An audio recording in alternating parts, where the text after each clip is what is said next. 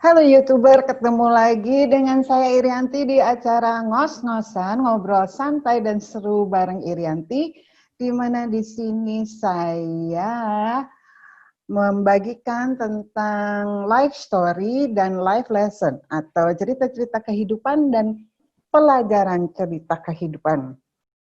Dan tamu kita kali ini adalah Prasetya M. Brata.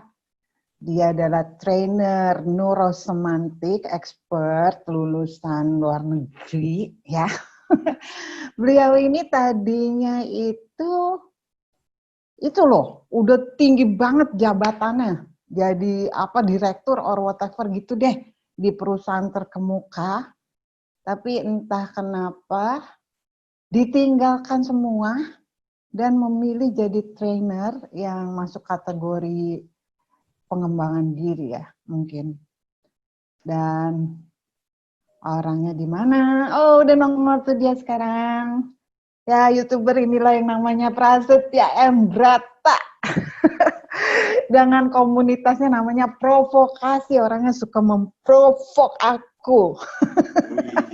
Mas Pras, kenalan Iya, dulu. apa yang mau Apa ya? dikenalkan? Ya Mas Pras, tadi aku udah kenalin. Nah, sekarang yang kita pengen tahu tuh kenapa meninggalkan jabatan yang kayaknya udah oke, memilih jadi trainer mulai dari awal lagi. Tapi sebelum itu ceritakan dulu kisah perjalananmu. Kalau nggak salah kan belum kelar kuliah, masih D3, udah ngelamar kerjaan. Emang kenapa sih? Bokeh apa gimana? Kenapa nggak kelarin dulu? Ya, waktu itu kan saya itu anak tertua dari 5 bersaudara. Ayah itu ya bekerja, tetapi dalam waktu yang tidak lama lagi itu akan pensiun. Makanya kenapa saya ambil D3 di bidang teknik informatika dan komputer itu, pada saat itu, sekitar akhir tahun 80-an, awal 90-an kan komputer lagi naik kan. Jadi, kalau gitu kuliah di situ biar cepat kerja. Tapi pas belum ada selesai, kita belum selesai kuliah, ada lowongan sebagai programmer di sebuah perusahaan yang namanya Bumi Putra. Bumi Putra itu perusahaan asuransi yang pada saat itu market leader, perusahaan yang besar, nomor 1 di Indonesia. Kalau sekarang kan sudah disalip dengan joint ventures kan. Ngelamarlah jadi programmer karena kita kuliah di komputer. Ternyata tidak lulus. Nggak berapa lama kemudian dihubungi lagi sama HR mereka. Ini ada posisi pegawai administrasi, mau nggak? Sudahlah, nggak apa-apa deh. Akhirnya kitalah melamar, diwawancari sebagai pegawai administrasi dan lulus. Saya ditempatkan di Departemen Personalia, tugas saya itu meriksa lembur karyawan, supir, pesuruh. Jadi tumpukan lembur pada saat itu kan masih manual semua, komputerisasi belum terlalu gimana-gimana kan. Jadi tek-tek-tek-tek, cek-cek-cek-cek, kretek, cek-cek-cek, kretek. Nah itu waktu itu ada mesin hitung tuh. Sekarang semua udah otomasi, sekarang udah komputerisasi. Waktu itu belum, cek-cek-cek. Oke, cocok perhitungan, paraf, uangkan, paraf. Dan kemudian jadi tukang ketik. Kalau ada kepala bagian yang memerintahkan untuk membuat surat, ya sudah kita tinggal pakai ketik, pakai WordStar, WS. Di ketahuan umur banget istilah-istilahnya. Ayo kita rahasiakan. Itu Enggak deh, tahun enggak usah ya. Bebas aja. 91 tuh Mbak. Nah singkat cerita akhirnya karena saya itu kan di SMA 6 Jakarta, SMA-nya Mbak Anti juga, kan Mbak Anti kakak kelas, Mbak jauh ya. Aku ketua pramuka. Jauh-jauh segala. Ketua pramuka, jadi bawaannya tuh apa ya yang sesuatu yang bisa diubah, bisa jadi kreatif gitu loh. Wah, aku bikin sendiri. program untuk memeriksa pajak pakai The Best 3 Plus waktu itu. Bikin khusus untuk membantuku sendiri untuk mempercepat perhitungan pajak.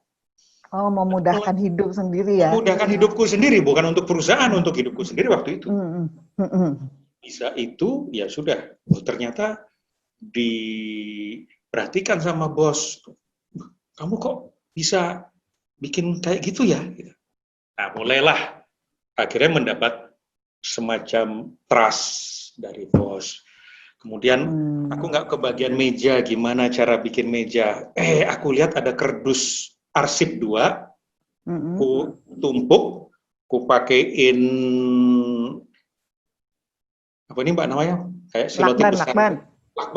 Lakban yang warnanya coklat juga. Di atasnya itu ku kasih ada kaca yang nggak terpakai, ku kasih aja di sana, ku lem, jadilah itu meja. Jadi tanpa membebani perusahaan, aku sudah punya meja sendiri, meja untuk naruh gelas, naruh apalah, bukan meja kerja, kalau meja kerja ada.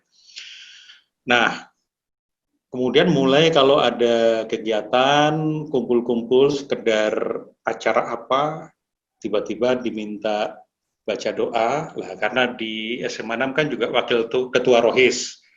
Jadi baca-baca dikit lah, oke lah. Ya. Akhirnya mulai kenal, terus MC segala macam, dan akhirnya ya mulai dikenal lah. Nah, suatu ketika aku dipindah, 3 bulan kemudian dipindah ke sebuah divisi namanya divisi pemasaran, masih sebagai pegawai administrasi, bikin surat macam itu. Nah, tiba-tiba bosku itu seorang kepala divisi, itu tanya sama aku, namanya Pak Suparwanto, almarhum. Pras, gimana caranya kita memenangkan persaingan ini? Bengong. Ini nggak salah Pak Poranto nanya itu ke aku. Aku kan tukang ketik, di situ juga baru. Masih bahkan pegawai. D3-nya belum lulus juga tuh. D3 juga belum. Belum selesai maksudnya. Ini pertanyaan harus ku jawab. Kalau aku nggak bisa jawab, mengecewakan orang lain dan juga menunjukkan aku nggak bisa jawab. Nah, akhirnya aku bertekad. Aku mau belajar, meneruskan sekolah lagi. Ya, alhamdulillah begitu sudah selesai D3, ujian negara, kemudian lulus, aku daftar di program extension Fakultas Ekonomi UI. Lulus, iseng-iseng mengajukan beasiswa kepada perusahaan, karena dulu gajiku itu 385.000 potong pajak. Tapi beli kerupuk bisa zaman dulu, dan beli yang lain-lain bisa segitu. Iya. Tapi es doger aja Mbak, aku waktu itu harganya 200 perak. Aku minta cepet loh, sekedar supaya aku tuh merasakan es doger. Rasa es doger. Nah, es doger harganya 200, aku minta separuh. Terus kalau makan itu ya di warteg. Setengah-setengah lah porsinya ya? Ya, pakai sayur asam sama sekedar tempe atau sekedar bakwan lah. Itu aja udah. Nah, untuk sekolah gimana caranya kan? Akhirnya aku daftar dan aku bingung gimana caranya bayar uang sekolah. Ya aku ajukan aja ke perusahaan. Ternyata di tahun pertama belum diterima sih. Jadi kalau nggak salah masuk tahun 92, 91 lulus D3, 92 masuk, lulus, terus belum diterima. Nah, 93 tak ajukan lagi, diterima. Akhirnya dibeasiswai oleh perusahaan untuk menyelesaikan studi S1. Kemudian selesai juga studi S2. Di MUI juga. Itu juga atas beasiswa perusahaan, bahkan dibebas tugaskan. Jadi nggak kerja, kerjanya hanya kuliah saja, karena kuliahnya pagi selama 2 tahun. Jadi 2 tahun itu gelarnya Magister Management. Ya, jadi digaji hanya untuk belajar, nggak kerja, bebas tugas. Keren. Tapi kembali ke pertama, akhirnya apa? Itu membentuk pola pikirku bahwa aku kerja ini dalam rangka ikut menyelesaikan persoalan-persoalan perusahaan. Nah, pada saat itu sama sekali tidak ada bayangan, aku meniti karir di Bumi Putra, aku harus cepat dan aku harus jadi direksi. Itu nggak ada. Jadi motivasi terbesarku kenapa kemudian aku betah di situ, kemudian belajar dan merasa mendapatkan banyak ilmu, karena aku pengen membantu menyelesaikan persoalan bosku. Caranya bagaimana? Menjawab pertanyaan-pertanyaan bosku, bahkan sebelum bos itu nanya. Jadi akibat peristiwa fenomenal pada saat itu, monumental pada saat itu, di mana aku ditanya, Pras, gimana cara memenangkan persaingan? Aduh, aku nggak punya ilmunya, Bang. Aku D3 komputer kok. Ini kan persoalan bisnis. Nah, yang ku lakukan apa? Aku ke Gramedia, kemudian cari-cari buku tentang marketing, cari-cari buku tentang bisnis. Sebagai newbie di sini, kemudian aku baca, oh ternyata marketing itu seperti ini. Tertariklah sama marketing, sampai akhirnya waktu daftar S1 itu, aku akhirnya ambil jurusan marketing. Nah, mulailah di situ ilmu-ilmu dari FEUI itu kepake. Nah, bahkan bosku itu galak banget, Pak. Sumpah serapah dan kata-kata yang menyakitkan orang itu sering keluar dari bosku itu. Nah, sementara teman-temanku yang lain itu pada stres dengan Pak Paranto ini. Tapi entahlah kenapa mungkin dilatih juga di pramuka tentang empati, tentang apa segala macam, akhirnya aku mencoba memasuki alam pikiran dan perasaan Pak Paranto. Apa sih yang membuat bosku ini marah-marah seperti itu ya? Nah, begitu aku sudah mulai bersamaan dengan belajar marketing, belajar bisnis, aku mulai mengerti, oh, pantesan Pak Paranto ini marah-marah. Pertama, divisi kita divisi yang baru. Kedua, punya target yang tinggi. Ketiga, aku lihat, oh, beliau ini melihat perubahan persaingan, udah ketat. Market share Bumi Putra itu waktu itu walaupun masih 30 sekian persen dan itu market leader, tetapi 5 tahun belakangan mulai menurun oleh joint venture. Waktu itu ada Dharmala, ada Lipo Life, dan seterusnya itu. Kemudian perubahan customer behavior, itu pasti terjadi kan, dan itu produk-produk kita nggak semuanya mampu memenuhi kebutuhan-kebutuhan mereka. Jadi kita sendiri punya PR untuk product development. Pada saat itu juga lihat dari kompetensi orang-orang yang pada saat itu ada di bawah Pak Paranto, itu memang ya pantas lah kalau itu dimaki-maki. Ini gimana sih, gini aja nggak ngerti. Ini gimana sih? Nah, ngomel-ngomel gitu ya. Ngomel-ngomel. Aku akhirnya mendapatkan sesuatu. Oh, setelah aku menempatkan posisi pada pikiran dan perasaan Pak Paranto, aku jadi paham kenapa Pak Paranto marah.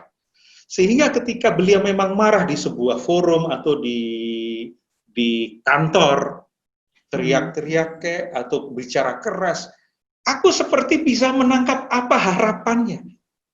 Jadi aku nggak terpengaruh sama isinya, nggak terpengaruh sama bungkusnya. Bungkusnya itu cara beliau marah-marah berkomunikasi. Apalagi orang Jawa Timur, orang Pasuruan. Tapi aku menangkap apa sih sebetulnya ekspektasi beliau pada saat marah itu. Dia melihat apa, memberi makna apa. ini aku baru menyadari setelah aku belajar NLP. Jadi sebelum belajar NLP, sebelum belajar NLP, kelakuanmu udah begitu. Nah, sebelum belajar NLP, secara natural aku sudah ternyata yang disebut kalau di NLP itu sebagai perceptual position. Sudah menempatkan diri pada alam pikiran dan perasaan beliau. Jadi aku dapat feel, dapat thought beliau. Nah, sampai suatu ketika aku belajar, sambil belajar juga di FEUI, sambil juga mulai gemar membaca macam-macam buku. Sampai suatu ketika, bahkan ketika beliau itu belum nanya kepada kita-kita, aku sudah melakukan semacam rehearsal secara mental. kalau situasi seperti ini kira-kira Pak Poranto akan melihatnya bagaimana. Nah, aku dari situ ketemu titik-titik problematik beliau. Akhirnya, sebelum beliau nanya, aku sudah iseng-iseng bikin kajian. Ini pegawai administrasi loh, Pak. Ini masih klerek. administrasi nih? Masih klerek, iya. Masih klerek. Ketika teman-teman sudah pulang, aku ketoklah pintu Pak Poranto yang masih ada di dalam. Pak, boleh diskusi nggak, Pak? Oh, silahkan. Ini karena saya kan juga sambil kuliah ini. Alasannya begitu, sambil kuliah, sambil saya bagaimana menerapkan ilmu ini untuk perusahaan kita. Pak, saya itu melihat gini, Pak. Gini. Oh, benar? Oke. Nah, gimana, Pak? Karena ini risikonya seperti ini, kita lakukan seperti ini, Pak. Wah, ya bagus. Ya sudah, kamu dalami saja dulu. Wah, dalami. Tidak semua usulan diskusi itu selesai pada saat itu. Kadang-kadang suruh dalami. Oke, dalami. Kita belajar lagi. Tetapi sikap-sikap seperti ini akhirnya makin lama Pak Poranto itu nggak pernah marah kepadaku. Sementara kepada yang lain itu ngamuk-ngamuk, sama aku nggak pernah marah. Nah, aku akhirnya menemukan lagi satu kunci di sana. Oh, pertama, niatku adalah untuk menyelesaikan masalah-masalah yang dihadapi oleh atasanku dan perusahaan. Yang kedua, oh ternyata aku jangan hanya jadi pegawai, jangan jadi klerek, tetapi juga jadi konsultan bagi atasanku. Di bawah Pak Poranto itu ada kepala bagian. Di bawahnya lagi itu ada kepala seksi. Di bawahnya itu baru pegawai. Itu bayangkan kan? Jauh sekali jaraknya. Tetapi kenapa kok Pak Poranto itu bertanya seperti itu? Nah, yang ketiga, aku akhirnya dapat pelajaran. Oh, ternyata untuk mengembangkan orang, caranya adalah dengan ditanya. What do you think? What do you think? Udah gaya coaching banget ya.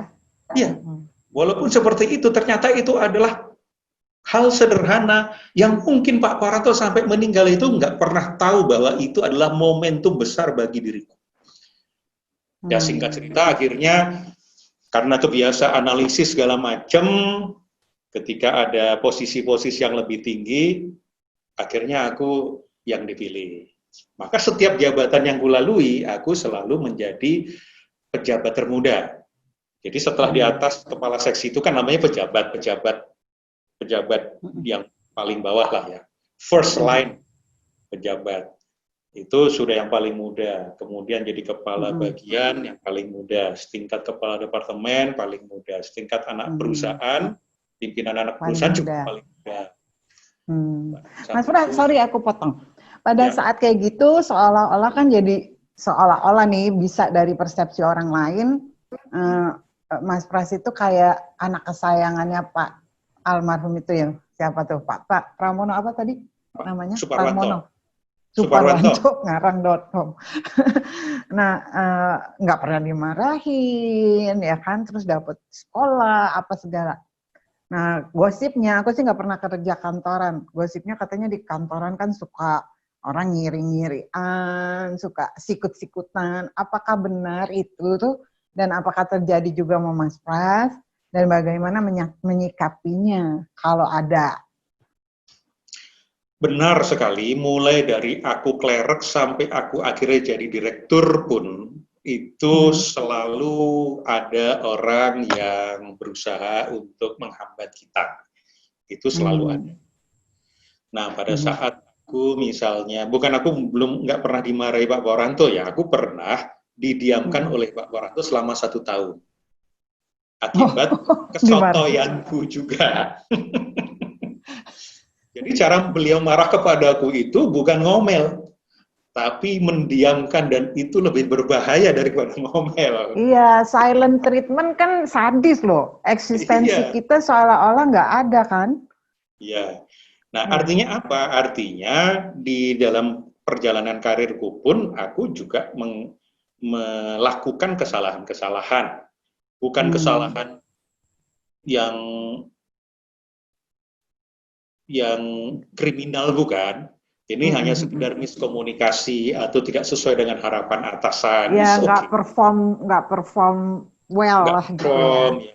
Nah, itu juga pernah. Nah, ketika aku mulai, sebetulnya aku sendiri tidak merasakan sebagai anak emas. Karena ternyata cara kerjaku itu ketika aku berganti atasan ke Pak Mualim, dampaknya juga sama. Berganti atasan lagi ke beliau sampai akhirnya aku menjadi staf ahli direktur utama. Mulai dari direktur utama 1, 2, 3, 4, dan akhirnya aku sendiri juga jadi direksi. Orang selalu ada stigma yang mengatakan, Pras itu orangnya Pak ini loh. Pak ini nomor 1. Begitu ganti dirut, ini orangnya Pak ini. Begitu ganti dirut, orangnya Pak ini. Loh, berarti aku ini orangnya siapa? Nah, aku sendiri itu kenapa? Dari cara pandangku yang bahwa ketika aku dikasih amanah, aku perlu memberikan value yang maksimal kepada atasanku. Nah, ketika aku kemudian empati, perceptual position kepada kebutuhan-kebutuhan dan persoalan-persoalan atasanku, otomatis aku seperti match kepada atasanku. Sehingga semua atasanku itu, aku merasa sih disayang. Kemudian, apakah itu berarti si Pras ini cari muka? Enggak bermaksud untuk cari muka.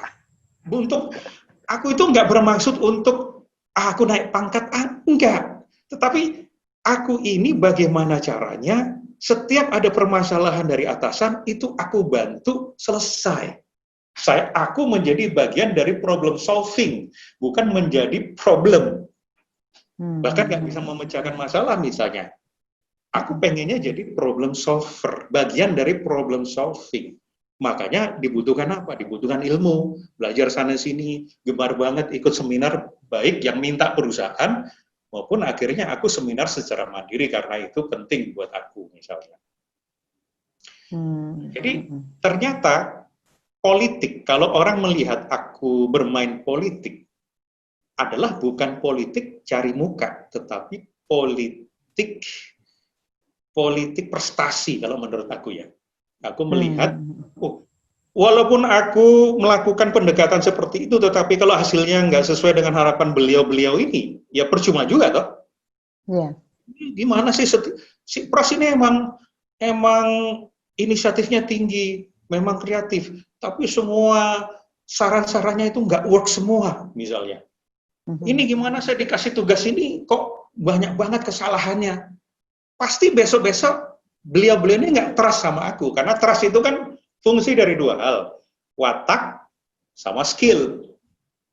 Watak bagus, tapi kalau goblok kan juga orang nggak percaya sama kita untuk menyelesaikan suatu persoalan.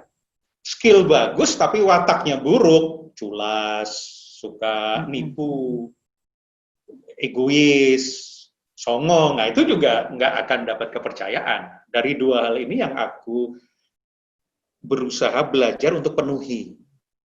Tadi bukan berarti aku itu bebas dari kesalahan dan performa yang buruk, pernah juga yang akhirnya didiamkan oleh Pak Waranto. Namanya manusia ya, itu kan proses belajar kan. Oh, kekurangan di sini, kekurangan di situ, belajar. Tapi intinya niatnya adalah untuk membantu orang. Kedua adalah punya empati sehingga put yourself in other people's shoes, right?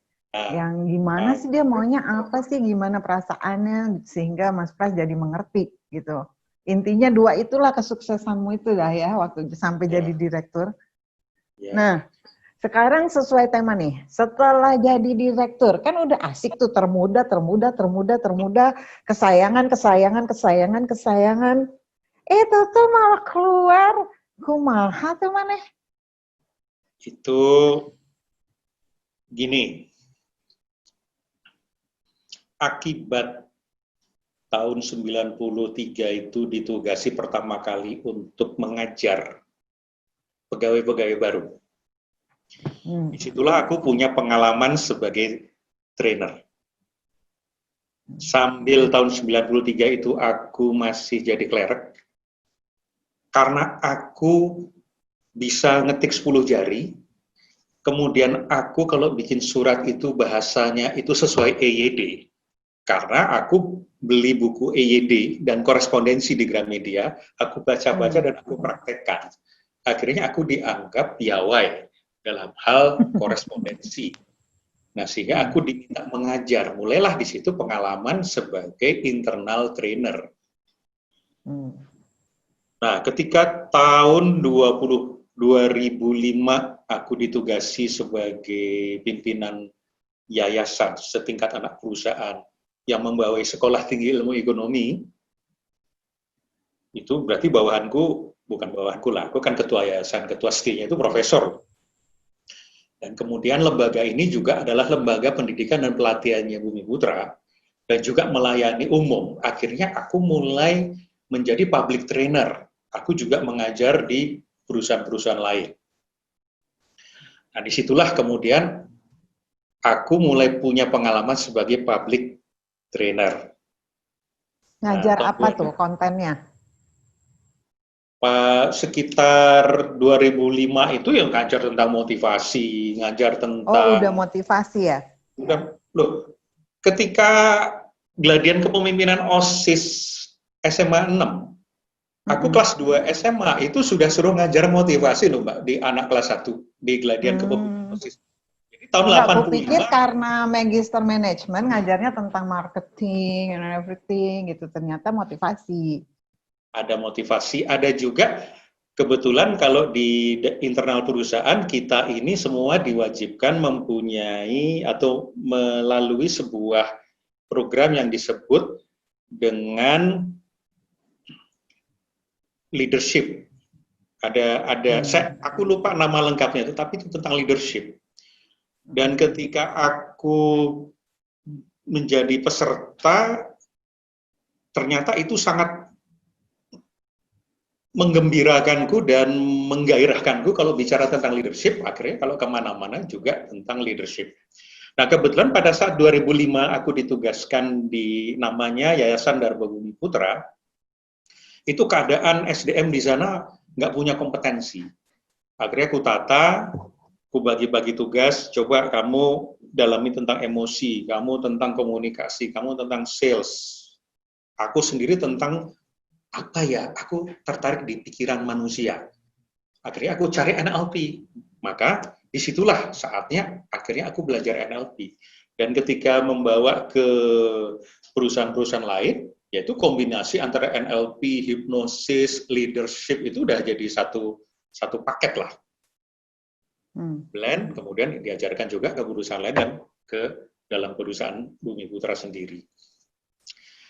Nah, 2007 aku nulis buku, 2008 terbit, sekaligus tiba-tiba diminta oleh Smart FM jadi pembicara, tidak dibayar, tidak membayar, mulailah dikenal publik. Nah, sampai akhirnya tahun 2014 lah, ketika aku jadi direksi itu, mengalami satu situasi yang tidak dapat kuceritakan secara publik di sini. Karena itu situasi politik yang sangat brutal menurut aku pada saat itu. Dan aku mengalami kebodohan kompetensi dalam hal politik. Aku nggak suka politik. Aku nggak suka pura-pura baik kepada ini, kemudian pura-pura ngomong ini, padahal di baliknya itu maksudnya itu nggak bisa pada saat itu. Nggak bisa. Kalau nggak suka. Bahkan pada saat aku fit and proper test untuk menjadi direktur SDM dan lulus, selama setahun itu banyak yang bermanuver supaya aku nggak jadi direktur SDM. Bahkan sampai mantan Menteri Pak Sugiarto yang pada saat itu menjadi komisaris itu mengatakan, ya jelas saja Pras itu nggak disukai. Karena dia itu seperti membawa obor masuk ke gua. Nah, gua ini kan kelelawar nggak suka dong. Gua itu terang. Ya, udah biasa gelap. Ya. Satu lagi, saya menjaga tidak korupsi. Bahkan kalau saya puasa, saya bersihkan. Makanya begitu jadi direksi, udah ini hampir semua perusahaan kan juga akan mengalami situasi-situasi seperti inilah. Ada kerajaan dalam kerajaan, ada bawah tangan segala macam, itu dibersihkan. Sampai temenku yang namanya Anthony Dio Martin itu terkesan. Kenapa? Waktu itu aku cari trainer. Kebetulan sesama pembicara di Smart FM, aku undang beliau. Pada saat briefing, ngobrol di sebuah kafe, beliau ini kan udah siap mau membayar kopi. Kan kopi itu nggak seberapa toh. Aku juga klien kan sebetulnya bagi beliau kan. Tapi aku larang. Sorry Pak, saya yang bayar. Oh nggak apa-apa, biar kita aja bayar. Oh nggak bisa, kalau Pak Antoni bayar, kita bubar, nggak jadi. Karena saya anggap ini sebagai gratifikasi kecil kepada saya. Sampai karena ketika kalau mau make di traktir kopi itu termasuk gratifikasi seolah-olah kan?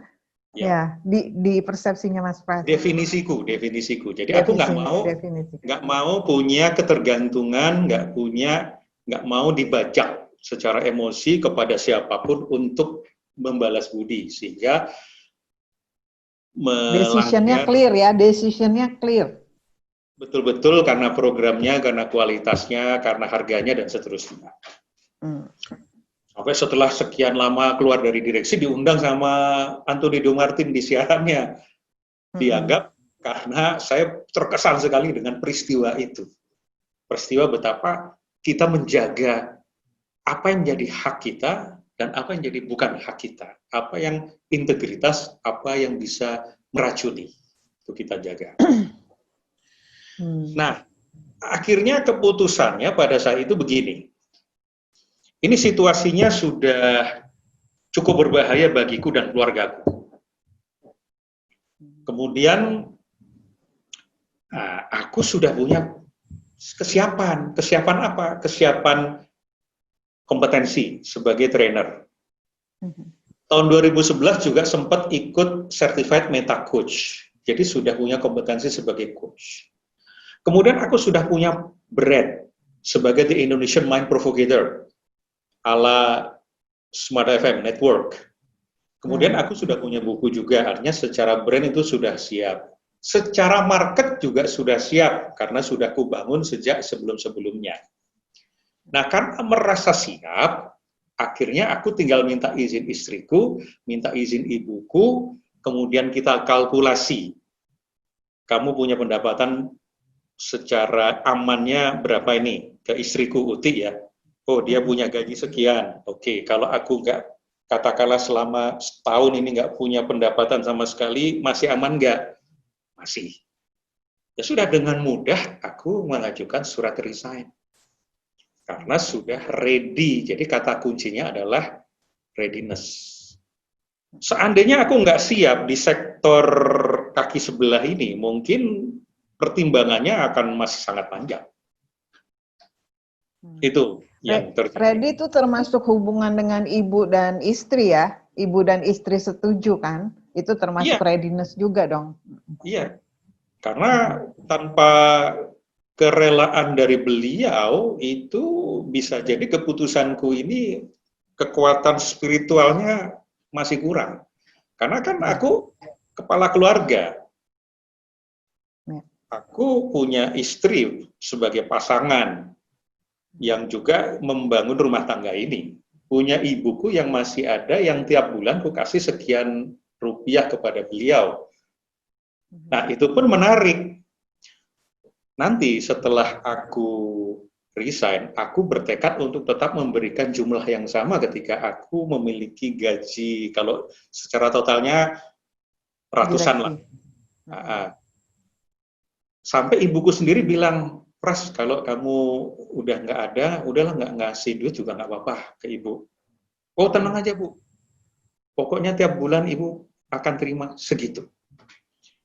Nah, mungkin karena itulah, alhamdulillah setiap bulan selalu ada rezeki-rezeki yang memang cukup untuk memberi ibu segitu. Nggak aku kurangi.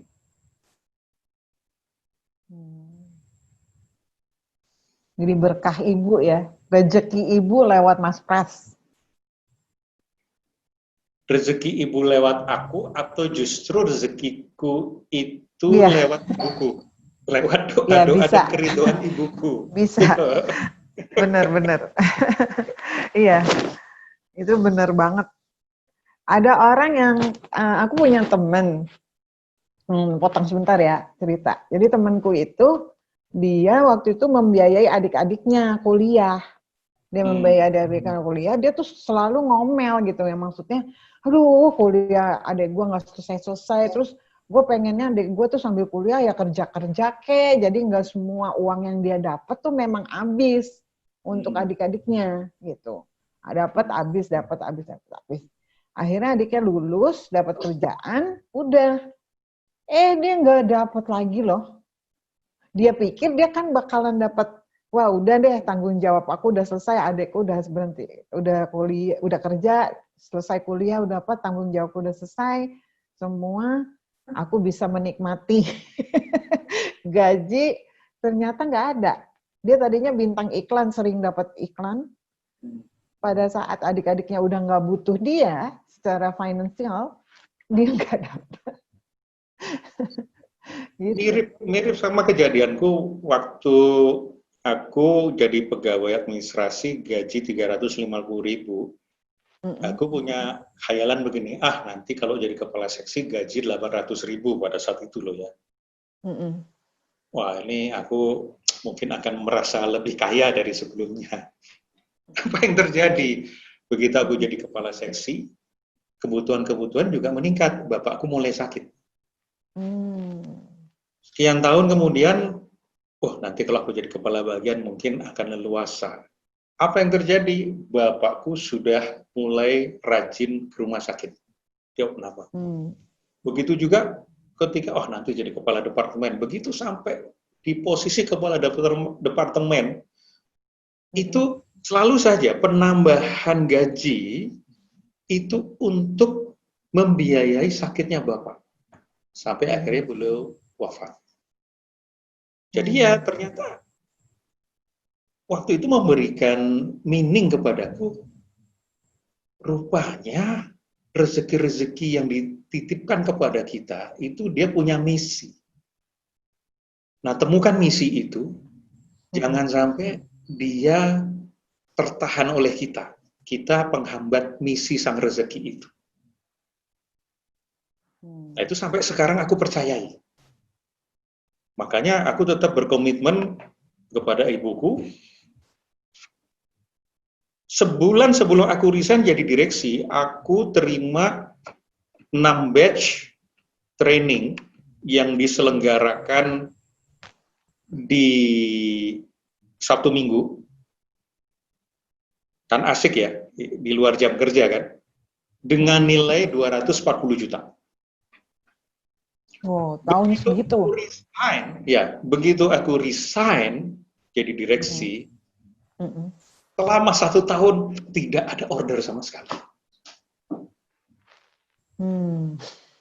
Aku masukin proposal sana sini, nggak ada yang mau tembus.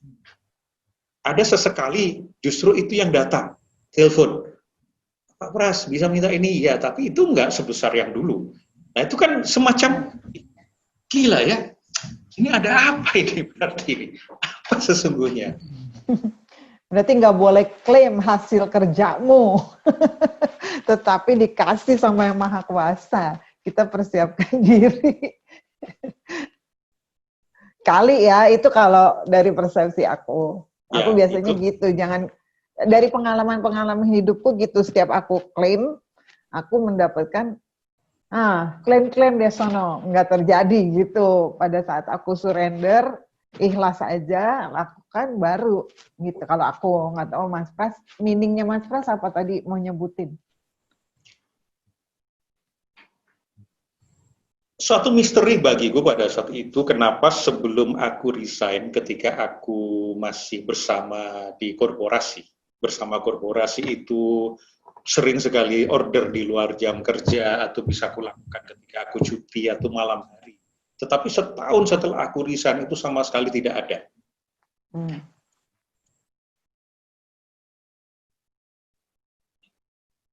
Pada saat itu, hidupku setahun itu ditopang oleh asuransi jabatan yang kuterima. Ya cukup besar pada saat itu toh. Ini apa, jangan-jangan kalau gue punya banyak duit gue lalai atau apa gitu, pada saat itu. Tapi ya itu, aku tidak ini apa ya, ya sudahlah kita ikuti flow saja. Sambil menyiapkan, akhirnya datanglah temen yang namanya Riri, yang namanya Cak Aep, yang namanya apa, membantu, ya kita apa yang bisa kita lakukan pada saat itu. Begitu Mbak ceritanya. Akhirnya tapi kan terus sekarang lebih mapan sebagai trainernya itu kan, maksudnya yang ada di kepala adalah dengan training itu Mas Pras membantu orang juga, empati orang juga. Apa gitu yang ada di, kenapa memilih training itu dan sebagainya? Karena sejak 2007 aku belajar NLP yang neurosemantics. Jadi pertama kali aku belajar NLP itu ya neurosemantics. Tahun 2007 ambil practitioner, ambil master practitioner, dan itu dibiayai oleh Bumi Putra. Jadi sampai coach, semua ilmu NLP aku dibiayai oleh perusahaan.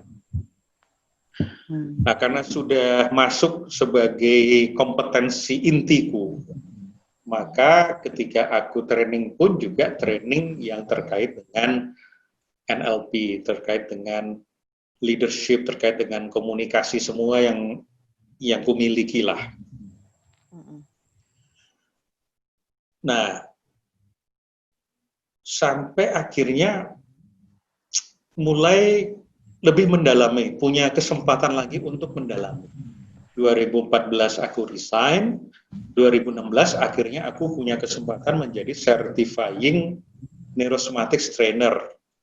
Belajar di Hong Kong, pakai uang sendiri, 16 hari, tapi syaratnya kan prac dan master prac sudah dipenuhi. Nah, akhirnya waktu itu biayanya itu hampir 100 juta. Ya udah, kita paksakan saja ke sana. Wah, udah. Pada saat itu, waduh, biaya 100 juta itu, pada saat itu keuangan sudah mepet nih. Ya nggak apa-apa, kita bismillah berangkat. Nah, tetapi sebagai neurosemantic trainer itu akhirnya memberi leverage yang sangat besar kepadaku, karena banyak ilmu-ilmu yang sebelumnya itu aku nggak ngerti tentang neurosemantics, aku ngerti terbuka di situ. The Psychology of APG, Assessing Personal Genius, yang dulu selama 3 kali aku ikut kelasnya bingung ini apa sih gitu. Tiba-tiba ngerti di situ, oh ternyata begini. Kemudian bagaimana cara menjadi trainer. Kalau dulu aku sok-sok kayak penyanyi, wah sambil berteriak di panggung, kemudian ke tengah panggung, ke belakang panggung, kan penyanyi kan begitu kan? Iya. Ternyata itu salah besar ketika jadi trainer. Iya. Trainer itu tetap perlu memberi ruang engagement kepada semua, karena ketika kita ke belakang sebenarnya kita sedang disengage dengan yang di depan misalnya. Banyak ilmu-ilmu yang kemudian mengubah banyak hal tentang aku di sana. Nah, akhirnya ditambah dengan punya kesempatan juga belajar bareng-bareng dengan Mas Pri-GS. Mas Pri-GS kan sesama pembicara Smart FM, tetapi persahabatan kita terus berlangsung. Dia aku anggap sebagai guruku. Sampai akhirnya aku sekarang ini mengarahkan identitasku itu sebagai guru. Semua alumni-alumni yang ada di kelasku, yang terutama ikut kelas provokasi itu dikumpulkan, dan aku ingin mendedikasikan diri kepada mereka untuk ikut mengembangkan diri mereka. Apa yang ku mampu? Oh, yang ku mampu aku fasilitasi dengan kegiatan-kegiatan aja. Akhirnya muncullah Teater Gatot Kaca Stress, TOS Ideas, Protalk, kemudian nanti TOS Ideas lagi, nanti Hanuman mencari cinta. Itu aku dedikasikan sebagai caraku mengembangkan orang-orang di sekitarku yang sama-sama, ayo kita belajar bareng menaikkan level kita sebagai guru-guru kehidupan.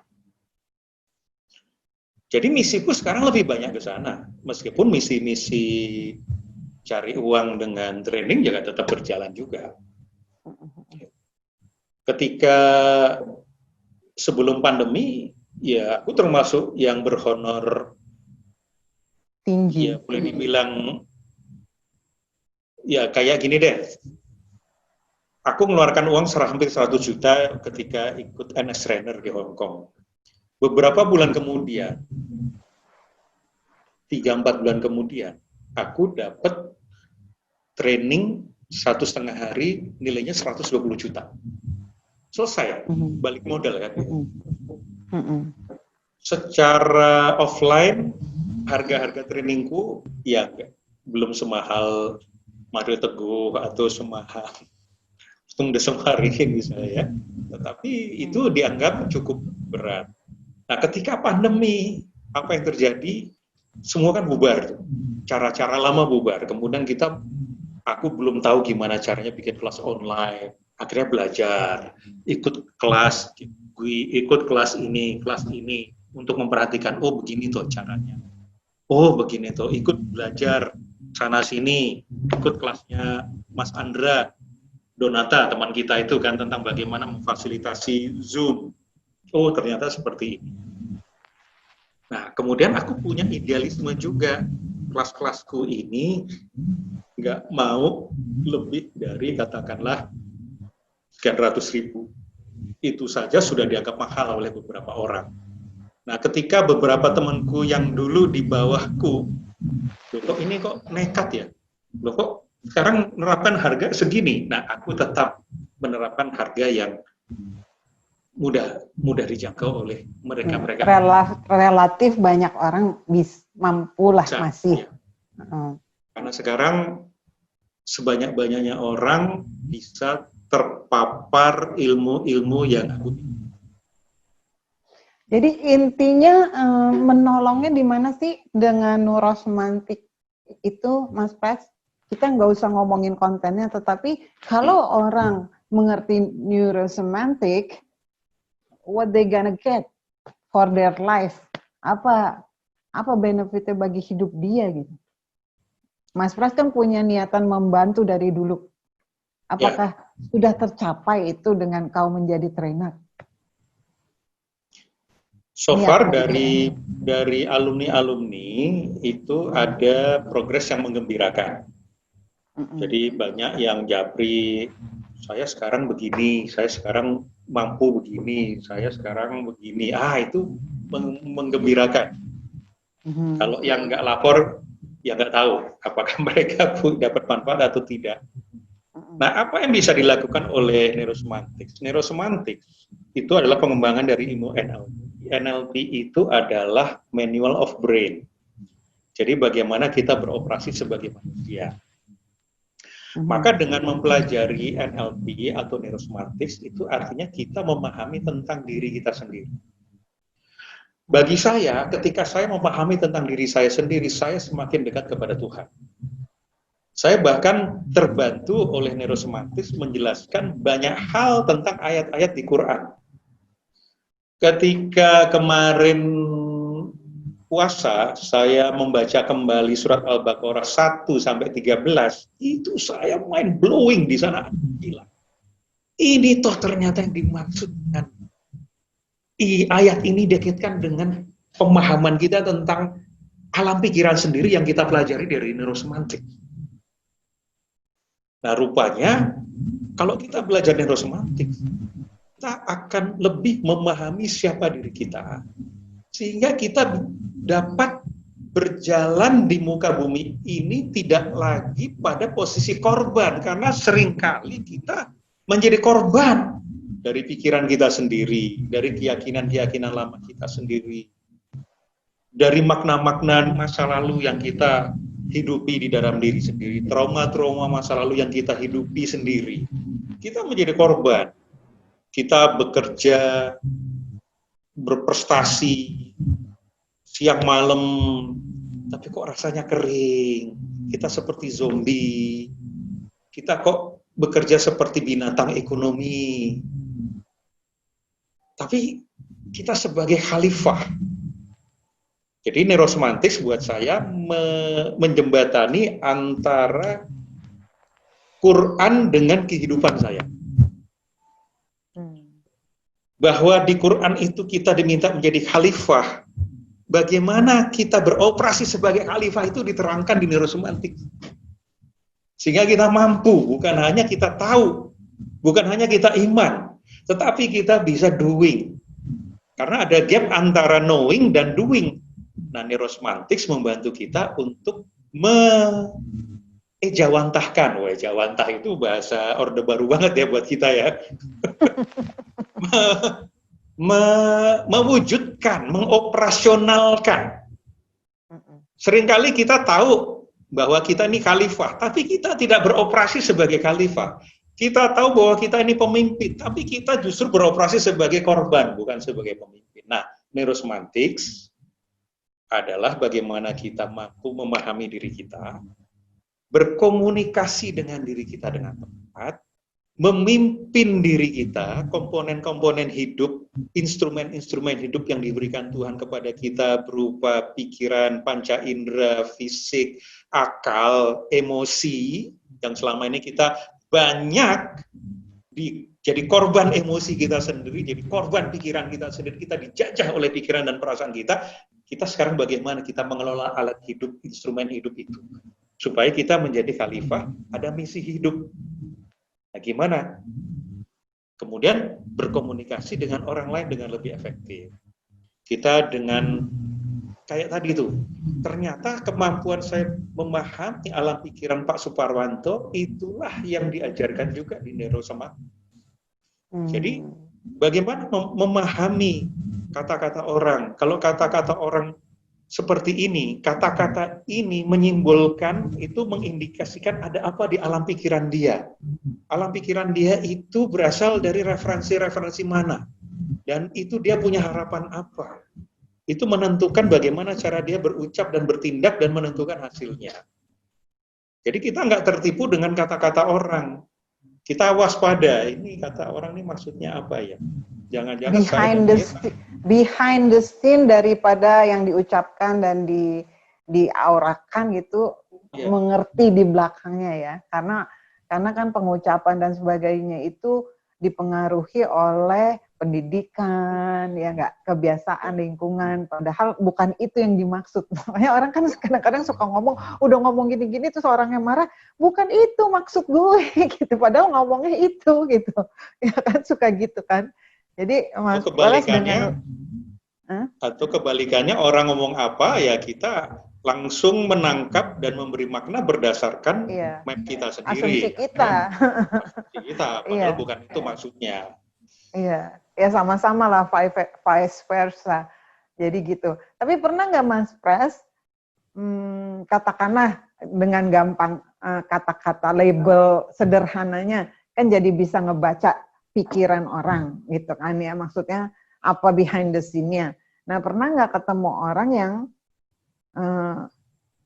yang zero, orang zero lah gitu, orang spiritualis lah biasanya, yang udah benar-benar tinggi lah kedudukan ma'rifatnya, sehingga Mas Pras, oh ini orang ya nggak ada apa-apa gitu. Pernah nggak gitu ketemu?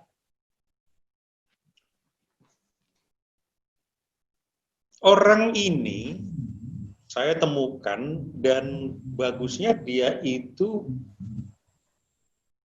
sangat menguasai dirinya, sehingga kapan dia thoughtless, kapan dia terbebas dari segala macam pikiran, dan kapan dia bicara tentang sesuatu yang sangat spesifik, itu dia bisa kuasai betul.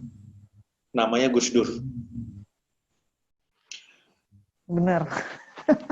Keren banget itu ya.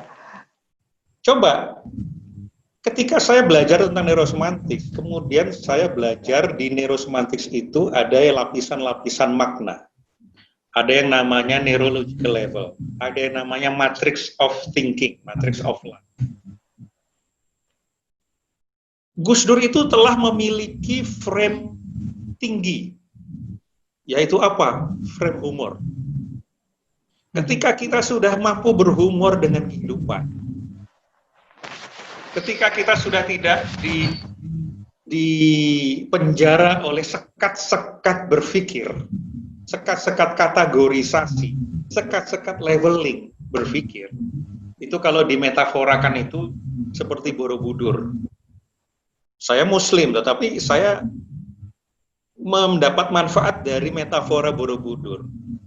Kalau kita lihat di reliefnya, di level pertama yang disebut dengan Kamadhatu, itu adalah level-level kehidupan duniawi, level kehidupan reptil, level kehidupan mamalian. Kita manusia sebagai mamalian kan, makanya relief tentang seks, tentang macam-macam itu kan.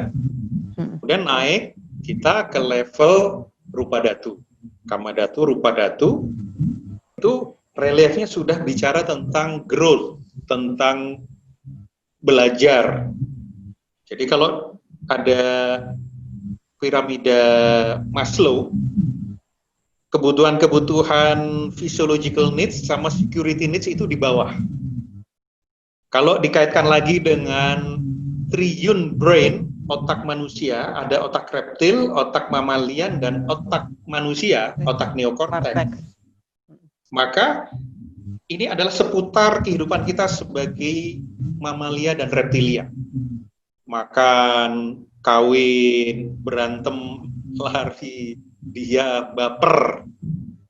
Tapi ketika dia sudah mulai masuk ke level self-esteem, kemudian self-actualization, dia sudah menggunakan human brain, maka di Borobudur itu sudah masuk ke Rupa Dhatu.